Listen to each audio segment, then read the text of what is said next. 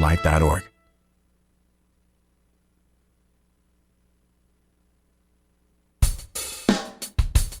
You take a seed, you plant it, you grow it, you dry it, you roll it, you smoke it, and it goes down smooth. Hey! Spanning the continent to bring you the truth about cannabis and marijuana law reform. I smoke pot and I like it a lot. The Russ Belville Show, the voice of the marijuana nation. Now, here's your host, Radical Russ Belville. Good day, tokers and tokettes and non-toking lovers of liberty. It is Tuesday, December 1st, 2015, and it's got to be 420 somewhere in the world. Welcome to the show. So glad that you can be here with us for our live stream on CannabisRadio.com. We're also simulcasting, whatever you want to call it, on 420radio.org. Hope you're all getting a nice clear signal. We're working out some of the technical details as we continue our migration from 420radio.org to cannabisradio.com. If this is a new piece of information to you, don't worry. 420 Radio will still exist. It's just going to transition into being an all marijuana music station. We're going to turn it over to Herb Thrasher and Big Daddy Fink and let this be an all music, all concert, all cannabis events sort of live stream, and we'll work in conjunction with cannabisradio.com. You might see us, both of us, at a lot of these events, so going to be a good time moving forward. Also, we're still working on the RSS feeds, getting the show back up on Stitcher and on iTunes. That will be coming up very shortly, so thanks to those of you who've been sticking around through all 693 of our shows. That's our total so far. We're rapidly approaching show number 700. Now, coming up on today's show, we've got all sorts of interesting stuff to talk about, including our guest joining us at 5:30, who is Michael Cindrich. He is the chair of the Gridiron Cannabis Coalition. This is a group of current and former NFL and college football players that are lobbying for recognition of medical marijuana within the football community, especially understanding how much THC can help mitigate the damage of concussions and traumatic brain injuries. So Michael Cindrich will join us at 5:30. We'll be talking football and marijuana. Looking forward to that. Two of my favorite things. Also coming up on the show today, we'll have time for a radical rant, looking again at California, and they're gearing up with, I believe, 10 different initiatives now that have been submitted to the Secretary of State's Office for Legalization of Marijuana. And some of the proponents of some of the initiatives are taking pot shots, pardon the pun, at some of the other initiatives. And my radical rant today is all about how it's cool to be fighting for your initiative. It's not cool to be fighting against someone else's. So we'll talk about that at the end of the show. Also coming up on the show today, we'll have time for some drug war data mining. I was updating my map today on the commercial marijuana bans here in the state of Oregon. Everybody's looking to the state of Oregon as being the state so far with the best marijuana legalization law, and yet over half of this state, marijuana businesses are not legal. That's right. In over half of the state, marijuana businesses are banned. We'll also tell you how many people in the state of Oregon that affects when we get to the drug war data mines. That comes right after the Behind the Headlines segment. In the headlines today, Dan Riffle, longtime policy director at Marijuana Policy Project, has resigned his position with MPP, and the reason why may not surprise you. We'll tell you why when we get to Behind the Headlines, and that comes right after the Cannabis Radio News. And in the headlines today, we've got the possibility of legalization in Massachusetts. We've got pesticide news in Oregon, North Dakota medical marijuana, New Jersey marijuana arrests, New York Native Americans looking to produce medical marijuana, and Minnesota looking to expand its medical marijuana to suit chronic pain. All that coming up on the Russ Belville Show, plus Hour 2 Toker Talk Radio, where we take your calls live at 971-533-7111. You're tuned into the Russ Belville Show, the voice of the marijuana nation. The son of a Polish immigrant who grew up in a Brooklyn tenement, he went to public schools, then college, where the work of his life began, fighting injustice and inequality, speaking truth to power. He moved to Vermont, won election and praise as one of America's best mayors. In Congress, he stood up for working families and for principle, opposing the Iraq War, supporting veterans. Now he's taking on Wall Street and a corrupt political system, funded by over 1 million contributions, tackling climate change to create clean energy jobs, fighting for living wages, equal pay, and tuition-free public colleges. People are sick and tired of establishment politics, and they want real change. Bernie Sanders, husband, father, grandfather, an honest leader, building a movement with you to give us a future to believe in. I'm Bernie Sanders, and I approve this message. MJWellness.com, the largest medical marijuana community in the world. Connect with thousands of patients, doctors, industry leaders, and businesses through shared personal experiences along our worldwide network. Discover new therapies and benefits with content tailored to you. Come grow your network on MJWellness.com. You're not alone. Your wellness matters. Learn, live, and thrive. Check out MJWellness.com today.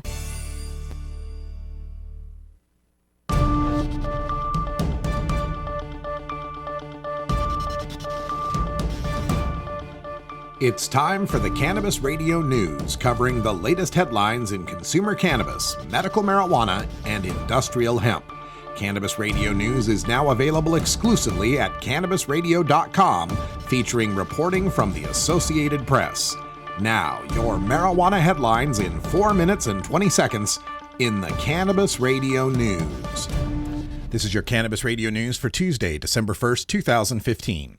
The campaign to regulate marijuana like alcohol in Massachusetts submitted more than 103,000 total signatures, and 64,750 valid signatures of registered state voters are required to qualify for the November 2016 ballot. The Secretary of the Commonwealth is expected to validate the signatures by mid-December, at which time the petition will be transmitted back to the Massachusetts legislature. If the legislature does not adopt the initiative backers must collect 10,792 additional signatures in June of 2016 to place the initiative on the November 2016 ballot. The proposed initiative would allow adults 21 and older to possess up to 1 ounce of marijuana and grow a limited number of marijuana plants in their homes, similar to home brewing, and create a 3.75% state excise tax on retail marijuana sales, in addition to the standard sales tax, and allow local governments to establish an additional local sales tax of up to 2%. Starting next spring, Oregon will require all marijuana products sold in dispensaries or recreational shops to undergo testing for nearly 60 pesticides. Until the new rules take effect, the state plans to allow the marijuana industry to continue to operate as it does now, with broad pesticide regulations that allow tainted products to end up on store shelves. But on Monday, the Oregon Health Authority signaled that it is willing to consider tightening up current pesticide rules until new, tougher regulations go into effect next June. A member of the committee that advises the agency on medical marijuana rules on Monday pressed the state to require tougher testing between now and June, pushing the health authority to ditch its current requirement that marijuana be tested for 4 broad classes of chemicals and instead require testing for 10 or 12 of the most commonly used pesticides. Backers of a proposed medical marijuana ballot measure have received the go-ahead to begin collecting signatures to put their measure on the November 8th general election ballot, according to a November 30th news release from North Dakota Secretary of State Al Jaeger's office. The North Dakota Compassionate Care Act, which is backed by the North Dakota Committee for Medical Marijuana, would allow state residents to possess up to 3 ounces of marijuana for medicinal use. Qualified patients would also be permitted to purchase medical cannabis from state-licensed dispensaries or cultivate small amounts at home. Supporters will need to collect at least 13,542 legitimate signatures from residents to get the proposed measure on the ballot in 2016. Nearly double the number of people were arrested for marijuana possession in a year in New Jersey compared to 20 years ago, according to the latest figures available. The change runs counter to the nationwide trend as public acceptance of marijuana use grows in the United States, leading generally to a decline in arrests. U.D. Ofer, the executive director of New Jersey's ACLU chapter, said he's especially concerned by the numbers because studies show African Americans are charged with simple possession 3 times as much as whites, despite both groups having the same usage rates for the drug. drug. New Jersey's 24,765 arrests for possession of small amounts of marijuana in 2013 was the state's highest number in 20 years, nearly doubling the amount in 1993, when the population was 12% less. Simple possession is considered less than 50 grams, or about 1 3/4 ounces.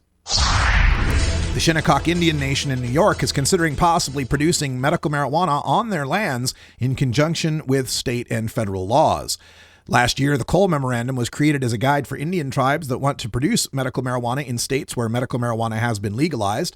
According to the memo, some tribes have requested guidance on the enforcement of the Controlled Substances Act on tribal lands by the U.S. Attorney's Office. The Minnesota Health Department is set to announce whether it will expand the legal use of medical marijuana to cover people with intractable pain. The department's top leaders were due to announce their decision Wednesday after several meetings around the state to gather public input. Medical marijuana's use was restricted to just a handful of conditions when legislators approved it. That disappointed supporters of medical marijuana and has held down enrollment, leading to higher costs for those using it.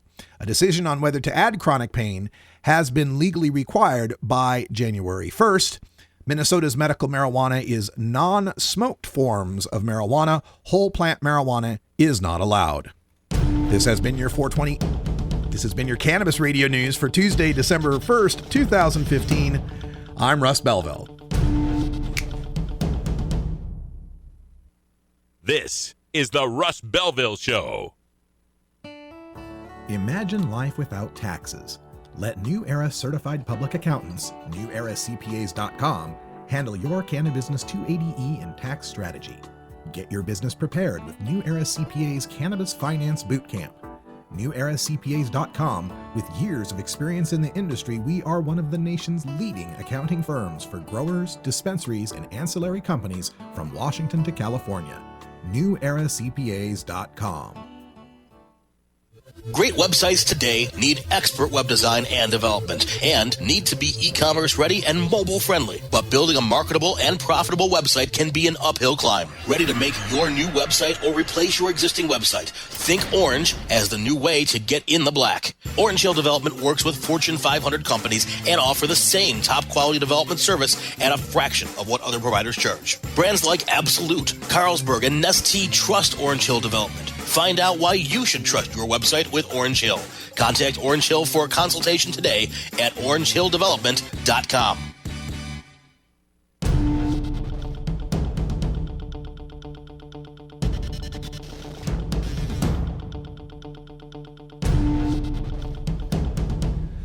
And behind the headlines today, we're taking a look at the transition of marijuana legalization from being an activist-led movement to now being an industry-led movement. The story comes up from the International Business Times.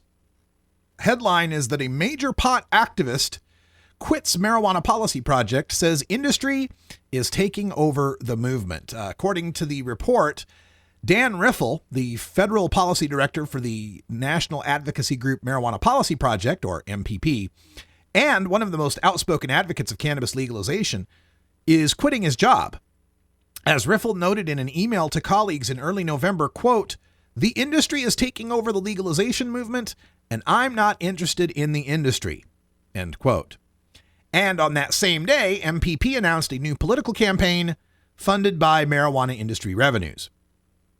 The two announcements weren't completely a coincidence, according to IBT, that quotes Riffle saying, "I think it's a pretty stark example of the kinds of things I was concerned about, and that were the reasons why I left. I felt for the last few months the industry was kind of dominating the legalization movement's work in general, and MPPs specifically."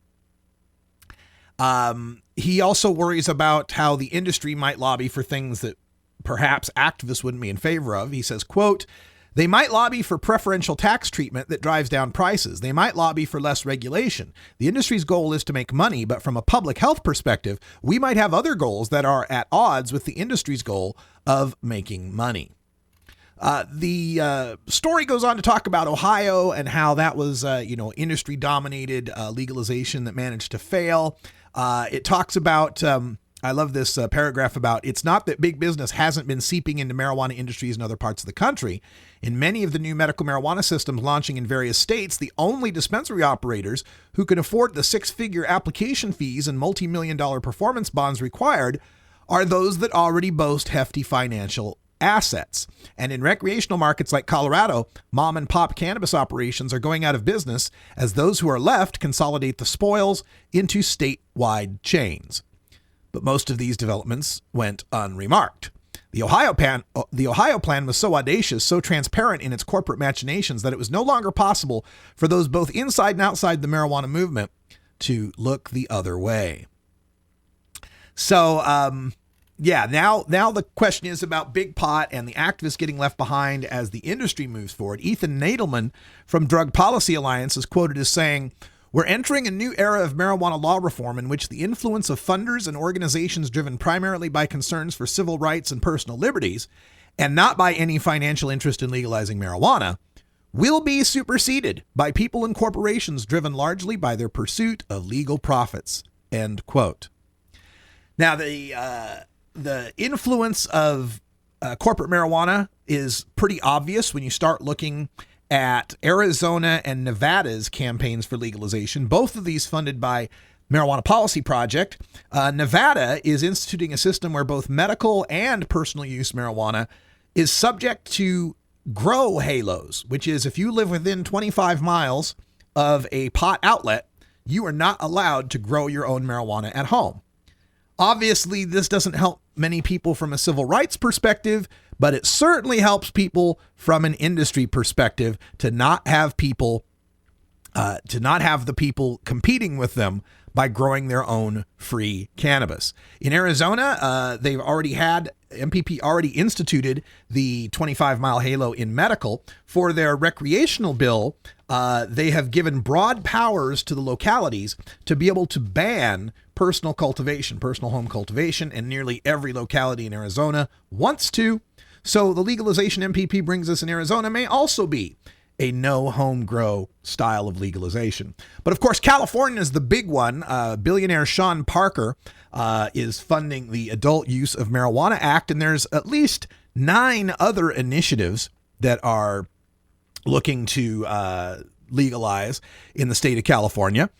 And as this continues, as this trend continues, marijuana advocacy advocates are put in a delicate position of having to fight against initiatives that they feel are ceding marijuana over to the corporate interests, and thereby voting against their own best interests in ending their own criminality.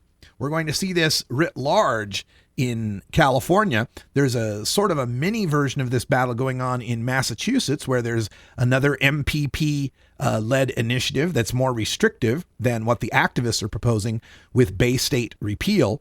Michigan's got a similar problem where there's 2 or 3 different initiatives that are battling for the ballot. Well, excuse me! So it is a big mess out there when it comes to marijuana legalization. We are in that crossover stage between advocacy and big business. And it's only going to get more big businessy. I say learn the new paradigm and evolve and adapt to it. Tilting at windmills isn't going to help anybody. Happy 420 Denver. We're back after this. The Russ Belville Show. Chat is for friends 18 and older. We expect our chat to be civil, mature, and free from excessive profanity. If you don't like these rules, there are approximately 6 billion other chat rooms with lower standards that you can visit. The Russ Belville Show is proudly sponsored by the Marijuana Business Association. The MJBA, called by NBC News the Cannabis Chamber of Commerce, is the fastest growing business association in the fastest growing industry in America. I've been working with the MJBA for years, and I personally invite you to join the MJBA. MJBA also publishes the popular MJ Headline News on Facebook and the MJNewsNetwork.com and Marijuana Channel 1 on YouTube. Visit mjba.net for more details. Duck, Dr. Dabber, hurry! Its temperature is shooting past 1,000 degrees Fahrenheit. It's burning up. I'm afraid for this little guy, it's just too late. What caused the problem? Only Dr. Dabber can maintain the perfect temperature for a smooth-tasting, slower burn. This standard vaporizer lost all of its health benefits, sending it up in smoke. So you're telling me that most vapor pens burn so hot they produce smoke, not vapor? Correct. Keep away from those standard vaporizer pens and turn to Dr. Dabber. Doctor's orders. Less heat, more flavor. Arguing for the end of adult marijuana prohibition is easy because we have facts, science, reason, compassion, evidence, truth, and logic on our side. It is even easier when researchers catalog it all for us. Learn how to gather the facts on marijuana use, arrests, seizures, rehabs, drug tests, and more in this edition of Drug War Data Mining. Welcome back, everybody. We go to the Oregon Drug War Data Mines today, specifically the website marijuana.oregon.gov. And on that website, you can find a link to the cities and counties that have enacted bans on marijuana commerce. It's marijuana.oregon.gov, and that's what we're going to focus on today is the fact that marijuana business is banned in over half of the state of Oregon. This is, of course, thanks to the infamous West Idaho Compromise, and it works out to having bans in 16 counties that make it 52.7% of the land area in those counties not 16 counties. It's, 13 counties. My bad. 13 counties. So those 13 counties, the land mass comprises 52.7% of the state of Oregon where marijuana commerce is banned. That's no licensed cultivation, no licensed processing, no licensed wholesaling, no licensed retailing. And the counties that have instituted these bans, Baker, Crook, Harney, Klamath, Malheur, Morrow, Umatilla, Union, and Wheeler counties, their bans are immediate and not subject to a vote of the people. That's because of that aforementioned West Idaho Compromise. What that was is we passed Measure 91 here in the state of Oregon by 56% in an off-year election. The greatest support any statewide marijuana legalization vote has gotten. Washington, D.C. got 70%, but that's a district, not a state. So Oregon's got the biggest support for marijuana legalization, and part of our statewide vote said that counties and cities do have local control. They do have the right to ban any of the marijuana licenses. However, if they do that ban, they have to subject it to a vote of the people. 56% of the state of Oregon statewide voted on this and said, if there's going to be a ban, it should be subject to the will of the people through a vote at the next general election. But after Measure 91 passed, the legislature was then tasked with writing the laws that would implement Measure 91. And in HB 3400, they implemented what I call the West Idaho Compromise, which says all of these counties that are east of the Cascade Mountain Range, the area I like to call West Idaho, because culturally, geographically, religiously, economically, it's very similar to my home state of Idaho. But anyway, the counties that voted more than 55% against Measure 91, they really, really hate potheads. They really, really hate pot. If they voted more than 55% against it, the compromise allows them to institute bans without a vote of the people. Now, their argument was, well, look, we just voted on legalization and we just rejected it out of hand. Why should we have to vote again to reject pot shops? And my counter argument to that would be because it's two different arguments. The first argument was marijuana is completely prohibited in Oregon. Should it be legal? And sure, maybe you voted against that. Maybe you rejected that as a county. But the second vote is now that marijuana is legal and anyone can grow and possess it, should there be pot shops?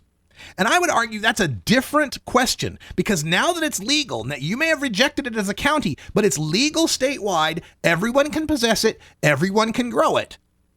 Would you be better off letting those people sell their stuff on the black market to each other or setting up some sort of pot shop where you can at least get some tax revenue off it. I think a lot of those pot-hating counties could be argued into supporting pot businesses as the lesser evil to allowing personal possession and personal grows to become a cover for black market operations. But those counties, Baker, Crook, Harney, Klamath, Malheur, Morrow, Umatilla, Union, and Wheeler, never get to hear that argument because their counties just banned marijuana commerce with no vote of the people. The 4 other counties with bans are Douglas, Jefferson, Lynn, and Marion counties. But there, the people will have a chance to weigh in because those counties still have to follow the law that was passed statewide.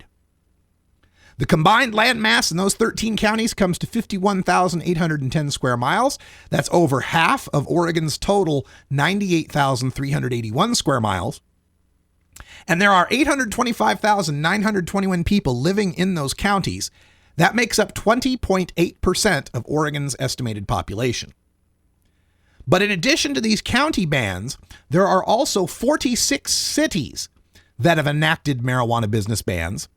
26 of the 46 cities also won't have to have any vote of the people because 26 of those cities are located in counties that voted more than 55% against Measure 91.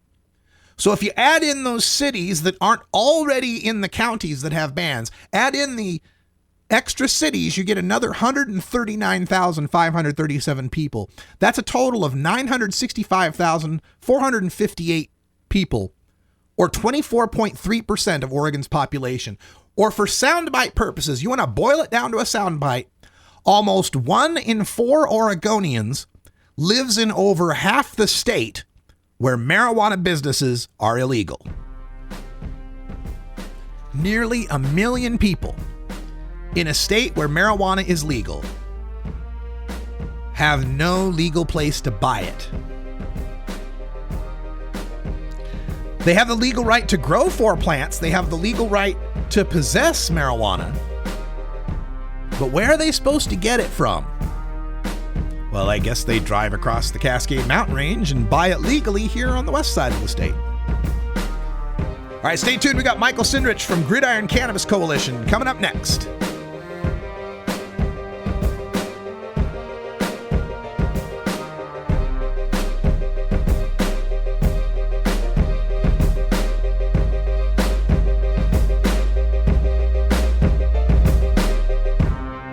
You're tuned into the Russ Belville Show, the voice of the marijuana nation. You're listening to Radical Russ on the Russ Belville Show. The Fingerboard Extension has fretted instruments to enhance your creativity.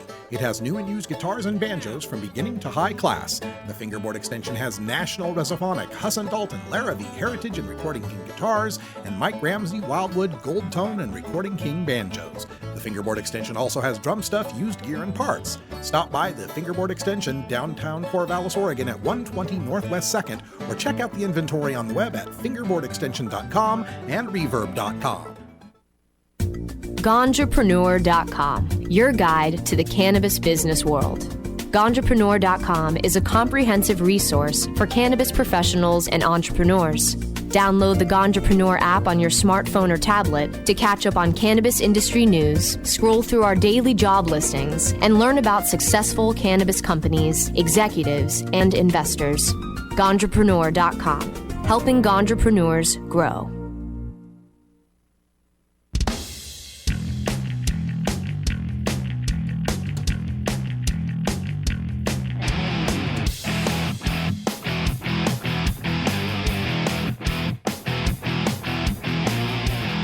Activism begins with ACT. The Russ Belville Show features the stories of hardworking grassroots activists working for an end to prohibition in today's activist agenda. Welcome back, everyone. 31 after the hour, and today we get to talk about 2 things that are near and dear to my heart. That's marijuana and football. And joining me to discuss the issue is the founder of the Gridiron Cannabis Coalition, Michael Sindrich, joins us by telephone. Hi, Michael. How are you? Good. How you doing today? I'm fantastic, and I got to tell you, the last event where I saw you, I think it was the Southwest Cannabis Conference and Expo down there in Phoenix, and you had Kyle Turley, Nate Jackson, Ricky Williams discussing this issue. Give folks an idea what the Gridiron Cannabis Coalition is all about. Sure. Yeah, we also actually had Evan Britton on the panel as well. He's one of our more recent individuals that joined our organization and joined the fight. Gridiron Cannabis Coalition. We are an organization dedicated to the advancement of medical cannabis and the research of cannabis with regard to treating sports-related injuries, specifically brain injuries. And we've been at it for about 6 months now, attending events, raising awareness. We are in the process of putting together some research trials with some of the players we're working with. So really, we're just doing whatever we can to progress the science, progress the medicine, provide an alternative treatment for current and former players, and hopefully, in the end, change the NFL's substance abuse policy. You know, we've got a lot of evidence coming in now scientifically that shows how THC can help in the regeneration of brain cells and protection from the concussive trauma, the traumatic brain injury that these players are suffering from. But before we got any of that evidence, why did some players like Ricky Williams want to use cannabis? Well, I think many of them weren't realizing that they were using it for medicinal purposes. I think that they were using cannabis. They know that it made them feel good. It helped with some of the injuries and some of the other issues that they were having. And they were just using it to generally feel good, because when you're putting your body through what these guys put their bodies through, you generally don't feel good after practices or after games.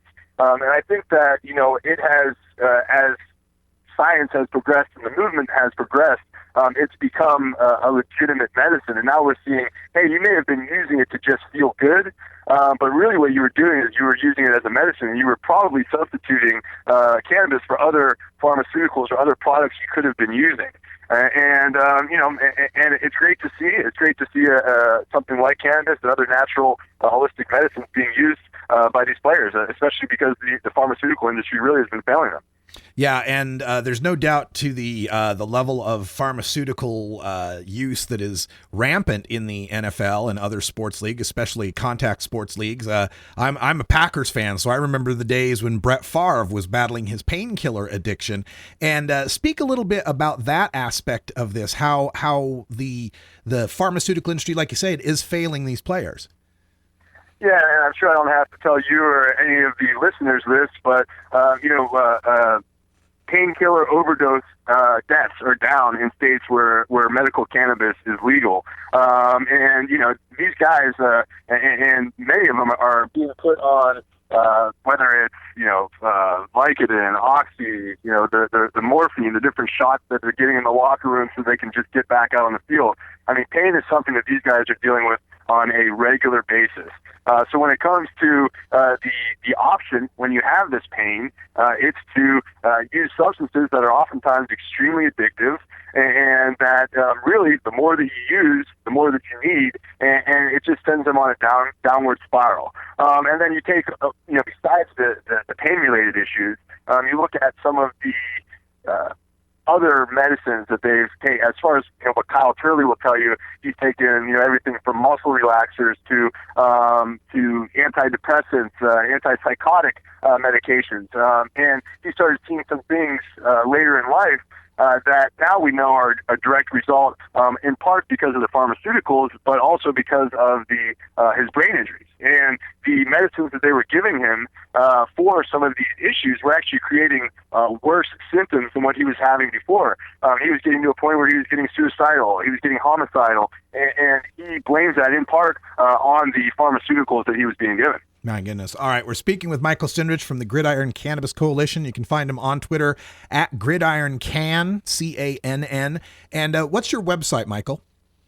GridironCannabis.com. Okay, GridironCannabis.com. Now, coming out this Christmas season, there's a movie that delves into the NFL and their covering up of concussion-related injuries and damages. I think the movie's called Concussion. And the NFL recently had a 9-figure settlement in a concussion lawsuit. Do you think this is going to propel the NFL toward recognition of medical cannabis, or are they just going to hold off until the feds say something? I think this will be part of what pushes them towards recognizing cannabis as a treatment. What we've seen with the NFL is they are very influenced by the public views and public perceptions. And I think that this is not only going to change the NFL's view of cannabis and of concussions, but I think it will change the public, their view in many cases. And one thing is that it was supposed to come out around Christmas. The last I saw, I believe the release date got pushed back till the Friday after Super Bowl. It kind of makes you wonder if that had something to do with marketing by Sony, or if there was maybe some NFL influence there that caused them to say, hey, this is going to create some issues, and we're going to have to answer a lot of questions. And, maybe it made more sense for them to pressure Sony to release that after the Super Bowl. Again, I don't know, but it is a little suspicious that that date's been moved. Now, are you guys at Gridiron Cannabis Coalition planning any sort of educational campaigns in the stead? Maybe leading up to Super Bowl, throughout the playoffs, handing out flyers, anything like that?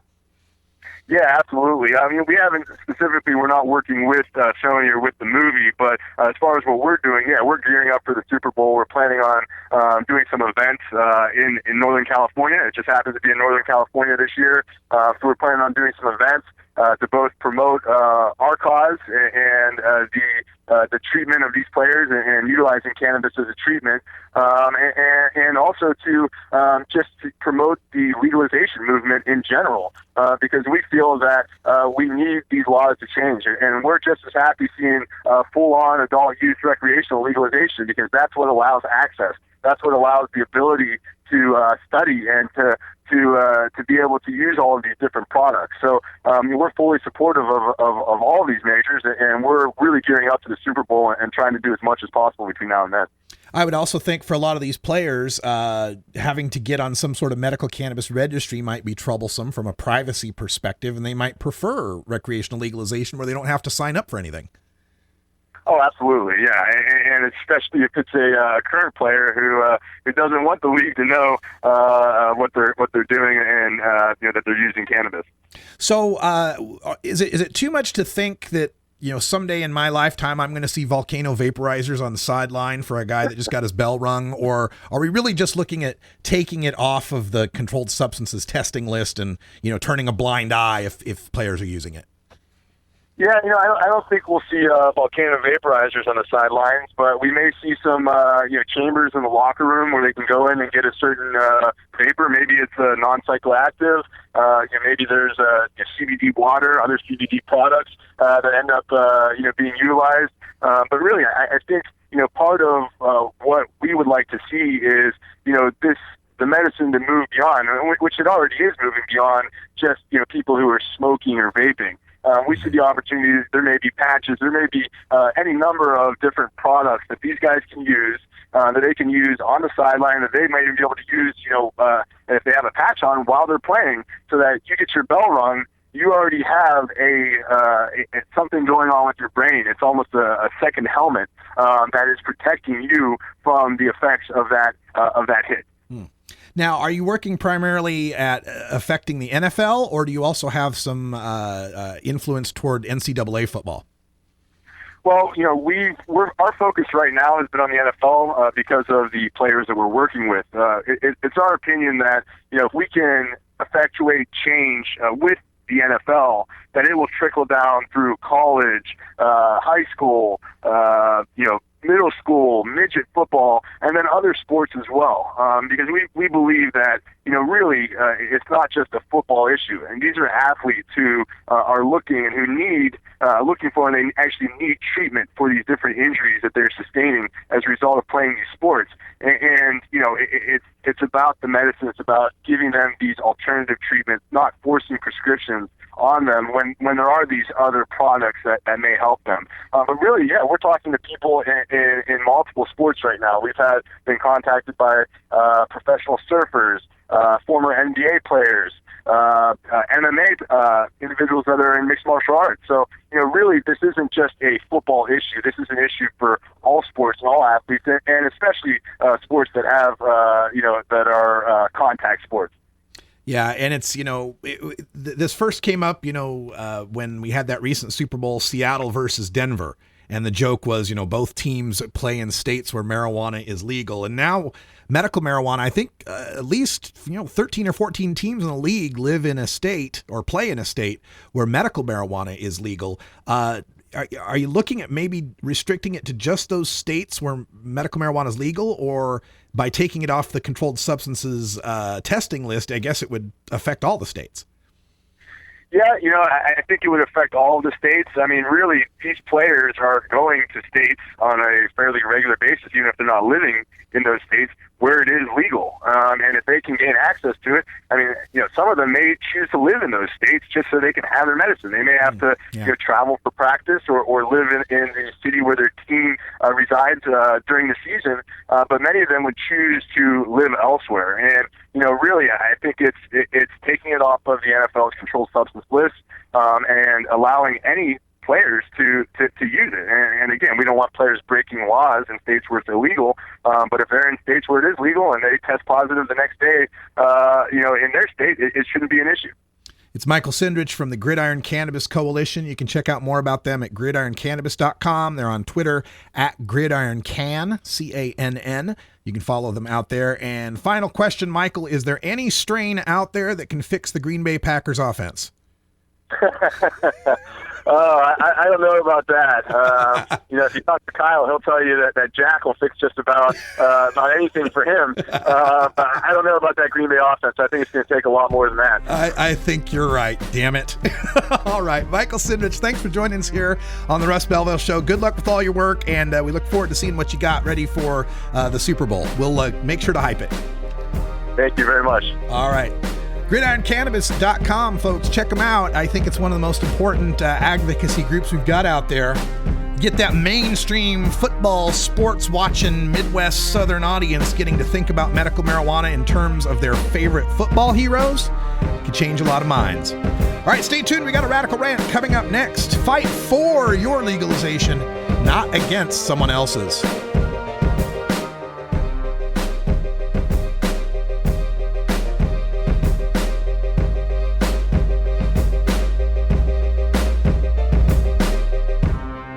You're tuned into the Russ Belville Show, the voice of the marijuana nation.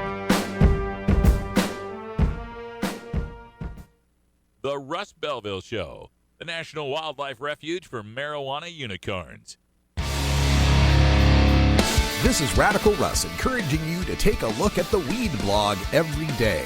Johnny Green and the staff at the Weed Blog are on top of all the latest developments in the fight to end marijuana prohibition nationwide.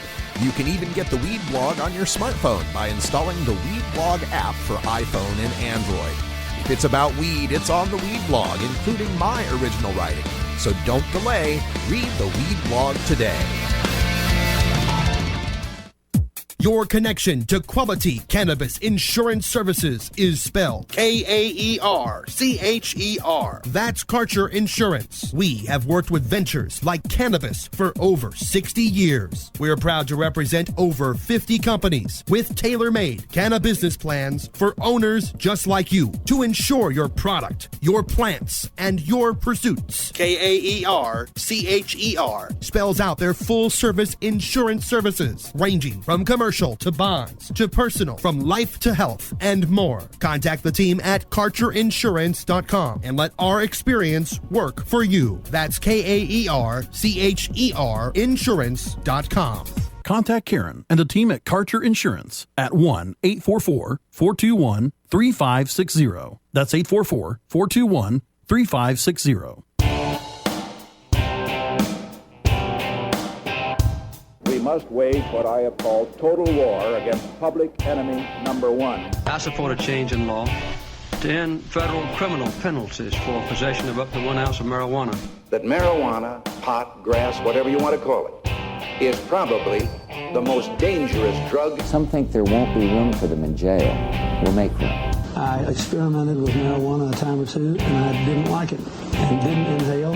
One major responsibility is to encourage people to use less drugs. Entirely legitimate topic for debate. Radical Rant. Well, we're gearing up for the 2016 election, and marijuana legalization is likely to be on the ballot in 5 states. Already pretty much, it's on the ballot in Nevada. It's pretty much likely confirmed in Massachusetts and Arizona, where MPP's forces have submitted more than enough signatures to get on the ballot. Massachusetts has Bay State repeal as well. I haven't heard their signature counts lately. It's a grassroots effort that's far more liberal than MPP's initiative. Also in Arizona, there's Arizonans for Mindful Reform, again with a more liberal proposal, but again, no signature counts that I've heard so far. But the big fight is going to be in California, where the 800-pound gorilla in the room is the Sean Parker Initiative, otherwise known as the Adult Use of Marijuana Act, AUMA. And there are at least 9 other initiatives that have been filed, but the primary ones out there would be the MCLR, Marijuana Control Legalization and Regulation Act, something like that, and the CCPR, Coalition for Cannabis Policy Reform, aka Reform California, and the CCHI, California Cannabis Hemp Initiative, aka the Jack Herer Initiative. Those are the big 4 I can think of off the top of my head. I know there's others out there. I don't know how much support they've actually gotten. Those are the main 4. And already it's become online this battle over which one is true legalization and which one deserves our support. And I think all marijuana legalization deserves our support, right? Like if you're drowning and you are thrown a rope and a life vest and a life preserver and a rowboat are all sent out after you, you won't care which one you're able to get a hold of, so long as it saves you from drowning. You might prefer the rowboat, get out of the water, be a little drier. You might prefer the life vest, it might not be as much effort to stay afloat. Might prefer the life preserver, someone can tow you in somewhere. But if all you get is the rope, you'll be glad to get the rope. And so it is with marijuana legalization, as I see these activists lining up to fight the Sean Parker Initiative. And part of the reason behind it is that the Sean Parker Initiative has the money to win. The number one thing you need to win marijuana legalization is money. And the number 2 thing you need is money. And the number 3 thing you need is money. But let's just lay it out on the table. I don't like that it's that way. I wish our democracy was a more representative democracy where money didn't buy votes and power, but that's the world we live in. You need money. So the Sean Parker Initiative is set for that. So for me, looking at the Sean Parker Initiative, you'd have to find something in it that is such an egregious deal breaker that we'd have to reject its sure thing status of being able to get the signatures, get on the ballot, and pass. That's a sure thing to me at this point. If the Sean Parker Initiative gets all the signatures, which it will, and gets on the ballot, which it will pass. I have no doubt about it. I have no doubt that it will pass. But at this point, you've got activists fighting against it, saying it's not good enough, that we should support some other legalization, the Jack Herer Initiative or MCLR or Reform California. Hey, sure, support them too. Absolutely. I'm the first guy. I'd be the first guy in line to vote for the Jack Herer Initiative if it made the ballot. Absolutely. But if it made the ballot and Adult Use of Marijuana Act made the ballot and Reform California made the ballot and MCLR made the ballot, I'd vote for all them as well. Because I will not reject a rope, a life vest, a life preserver, or a rowboat. I'll take them all. I'll take them all. And I won't vote against one trying to help the other one. I can imagine a lot of people out there that might be CCHI supporters that would think, well, that Sean Parker initiative is going to get a lot of votes from the more conservative people. So the only way CCHI can win is if we don't vote for it, if we vote against it and vote for CCHI or MCLR or Reform California. That way lies madness. And that way lies the only way we could possibly lose legalization in 2016 in California. If we divide the base, and remember, we're talking 8% of the people in California that use cannabis on a regular basis, maybe 6, 7, 8%, something like that. Of that 6, 7, 8%, a significant proportion, maybe 10, 15% are under the voting age. Of those that remain, how many of them actually vote, right? But it's still a significant number, and if that base gets divided among 2, 3, or 4 separate initiatives on the ballot, you know that our opposition base won't be divided. You know that if we tokers are splitting our votes 4 ways across 4 initiatives, you know the cops won't be. You know the prison guards won't be. You know the rehabs won't be. You know the pharmaceutical and alcohol industries won't be. They'll be voting no on all of them. If they're going to be voting no on every chance to end our criminality, we need to vote yes on every chance to end our criminality. And already the complaints are coming in. And at this point, none of them are on the ballot yet. So this is the season for criticism. This is the time to marshal your forces behind whichever legalization you most want to make the ballot. And I got no problem with someone if they want to fight for, let's say, MCLR and proselytize for MCLR and raise money for MCLR and write about MCLR and propose and promote and cheerlead for MCLR. Love it. Great. Go for it. But when you start demeaning another activist legalization and telling people not to vote for it, that's a little different. Now, trying to convince people to support one over the other is fine. Like you could say, hey, look, Jack Herer Initiative allows you to have unlimited personal possession. The Sean Parker Initiative only allows an ounce.